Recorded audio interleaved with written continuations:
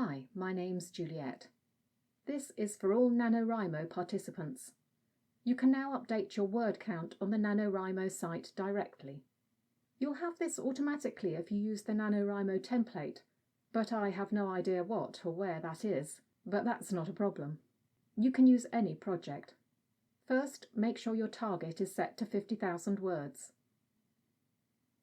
with a deadline of 30th of November.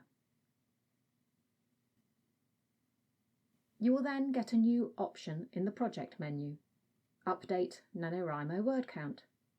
The first time you select it, you'll get a box to enter your username and password, so you'll have to be set up on NaNoWriMo already for this to work. Once you've done that, at the moment you'll get a message saying, you cannot update your word count because NaNoWriMo hasn't started. But you are logged in.